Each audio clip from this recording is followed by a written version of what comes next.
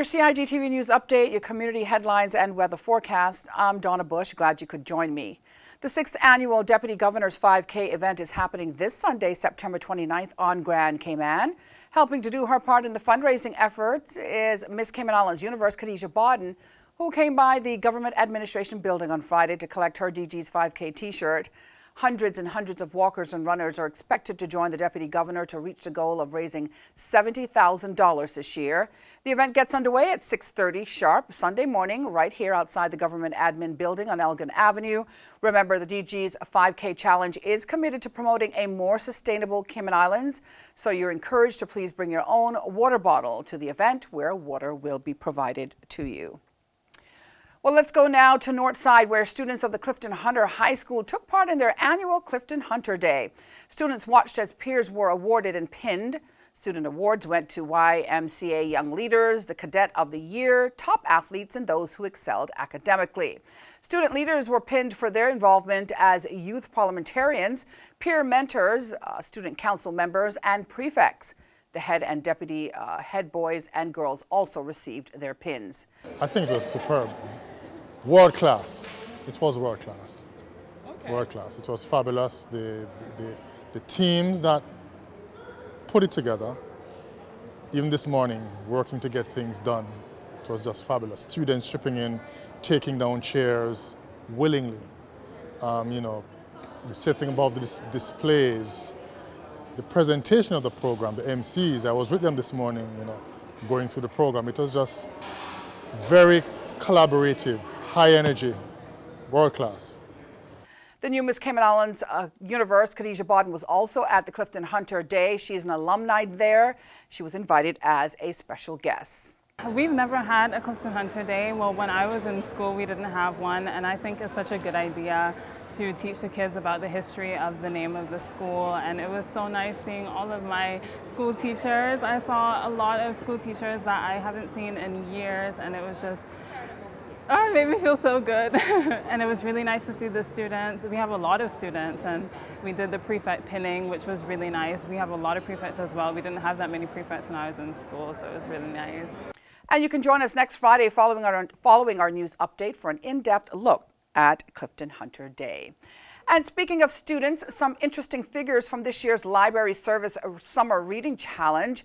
A total of 2,031 books were read and 147,476 minutes were spent by students ages 6 to 17 reading those books.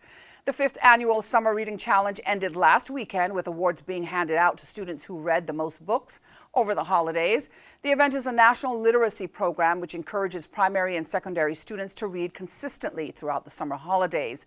Since 2015, more than 500 young people have participated in the SRC, which provides incentives such as fun activities, awards, and prizes. This year's theme is extraordinary characters, and this year's list of books to read features characters like Wonder Woman, Willy Wonka, Harry Potter, and Batman, just to name a few.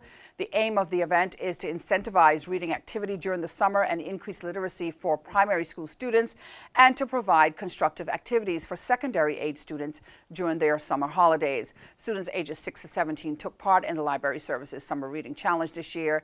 We say congratulations to the winners from each age group and to those who took on the challenge this summer. Well, this story making headlines from the Radio Cayman newsroom. The Royal Cayman Islands Police Service held its largest graduation. This year's second graduating class boasts a gender-balanced group of 11 women and 11 men, bringing in a total of 22 new RCIPS recruits. Meantime, the monthly Astronomy Viewing at Pedro is next week, and the Cayman Islands Astronomical Society is hoping you will join them to see what's up in October. The public viewing at Pedro St. James is at 7:30 p.m. on October 3rd, when you can see the planet Jupiter. No telescope is necessary. Just show up and check out some awesome things in Cayman's night skies. Finally, let's take a look at the weather forecast for our area from the Cayman Islands National Weather Service. A broad area of low pressure across the Western Caribbean will continue to support light winds and seas across the Cayman area for the next 24 hours. Additionally, a surface trough over the Western Caribbean is expected to begin to retrogress towards the northwest, supporting an increase in showers and thunder across the Cayman Islands area from tonight. Radar images show scattered showers mainly south of the islands and are moving towards the northwest. The local forecast called for partly cloudy skies with a 40% chance of afternoon showers with possible thunder. Overnight, winds were east to southeast at 5 to 10 knots. Seas were slight with wave heights of 1 to 3 feet. Remember, for additional weather information, you can go online to weather.gov.ky. The latest forecast can also be found on their Facebook page and on the Weather Radio dial 107.9 FM. And don't forget, you can download the National Weather Service's app, that's CINWS, to have the latest weather information available at your fingertips. And that's the latest from us here at CIG Television. To see what's on our programming, you can go online to gis.gov.ky. Be sure to click on the publications icon at the bottom of the homepage. If you happen to have missed today's news update or any throughout the week, you can go to the Cayman Islands Government Facebook page or the CIG Television YouTube channel. I'm Donna Bush, thanking you for joining us, wishing you a wonderful and, of course, a very safe weekend, and hoping you'll join me back here again next week. Until then, bye-bye for now.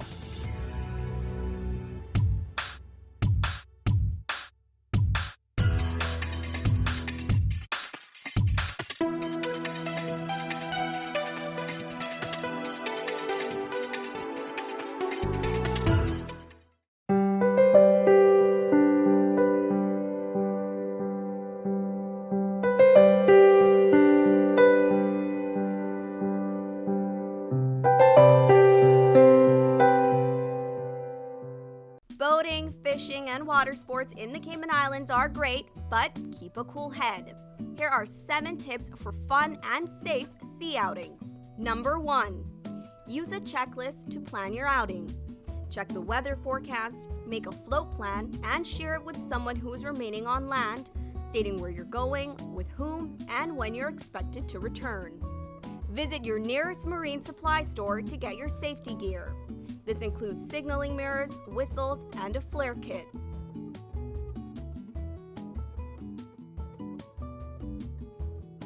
It's also very important to have onboard flotation devices and life vests for each person.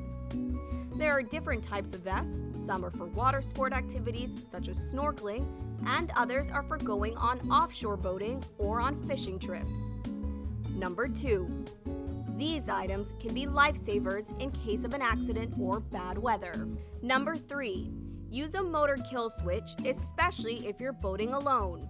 In case of a leak or breakdown, always stay with the boat until help arrives.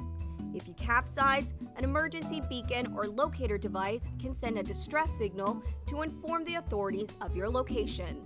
Larger flares will indicate distress to a boat, airplane, or search and rescue officials. Number 4. In addition to sunscreen, food, and beverages, it would be smart to have a cell phone. Make sure your marine radio works. Cayman boaters use Channel 16 to communicate. Number 5. Also, don't forget your anchor and sufficient rope. Number 6. Boat operators should be familiar with the local waters and reefs, as well as the capabilities and functions of the vessels they are using. Always obey the rules of the sea and the marine environment, and have courtesy for others. Number 7. Alcohol and salt water do not mix, especially if you're the captain. Some useful contact numbers are 911. The RCIPS Marine Base is 649-7710, and the Port Authority is 949-2055. Smooth sailing, all!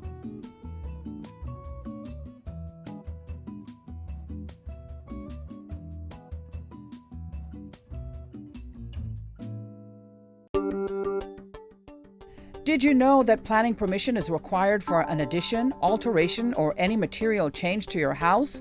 The 10% rule no longer exists. Did you know you should check with the department, as a planning and permit application may be required? Did you know that planning permission is required for a shed? Did you know you should check with the department, as a planning and permit application may be required?